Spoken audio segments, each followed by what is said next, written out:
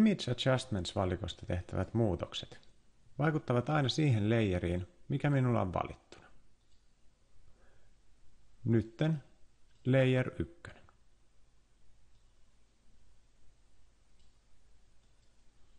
Jos teen muutoksia suoraan layeriin, ainoa tapa millä voin poistaa muutoksen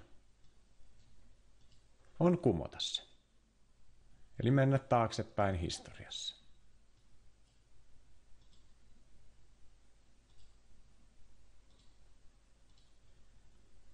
On kuitenkin toinen turvallisempi tapa tehdä kuvaan muutoksia.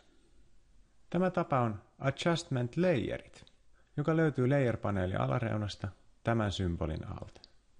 Tässä listassa on samat säädöt kuin Image Adjustments-valikossa. Valitsen sieltä vaikkapa kurvit. Kurvit eivät aukea nyt samalla tavalla omaksi ikkunakseen kuin Layer Adjustmentsista, vaan Properties-paneeliin. Teen nyt muutoksen kurviin paneelissa. Tummennan kuvaa. Muutos ei vaikutakaan enää suoraan mihinkään tiettyyn layeriin, vaan se syntyi omaksi Adjustment Layeriksi, Layer-paneeliin. Tämä Adjustment Layer vaikuttaa niihin layereihin, jotka ovat sen alapuolella. Jos siirrän kurvit yksi layerin Layer 1 alapuolelle, se ei vaikuta enää Layer 1. Adjustment Layeria voidaan myös muuttaa jälkikäteen. Sama layer on nyt vaalentava. Adjustment Layerissa on muutkin layereiden tuomat hyödyt. Esimerkiksi sen peittävyyttä voidaan muuttaa. Ja sitä voidaan maskata.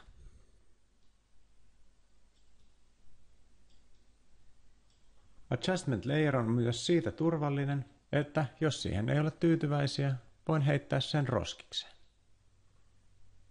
Se ei ole tehnyt mitään muutoksia background layeriin. Adjustment layereita voi olla myöskin useita päällekkäin.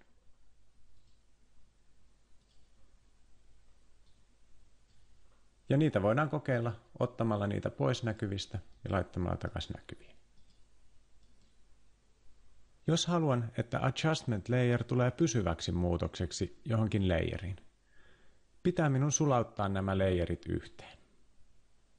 Se onnistuu valitsemalla 2 layeria, esimerkiksi kurvit ja background, painamalla Shiftiä ja klikkaamalla toista niistä.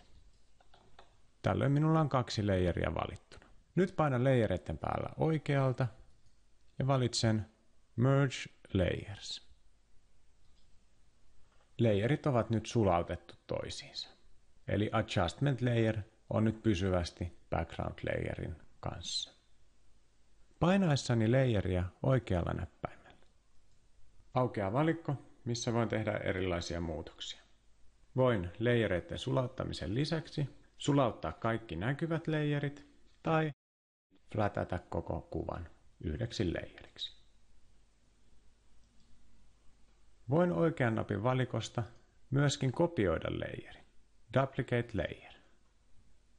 Oletusarvoisesti layer tallentuu samaan tiedostoon uudeksi kopioksi, mutta voin valita valikosta myöskin muut auki olevat tiedostot tai kokonaan uuden tiedoston. Tällöin voi lähettää kopion toiseen tiedostoon tai kokonaan uuteen tiedostoon.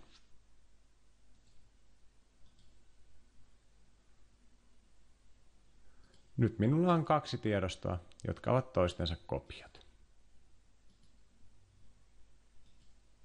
Käsittelen edelleen RAW-kuvaa. Kun tallennan sen Photoshop-tiedostoksi.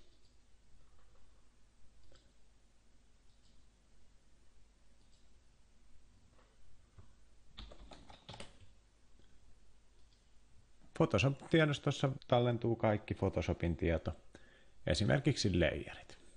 Voin myöskin tallentaa tästä JPEG-version, jos tahdon.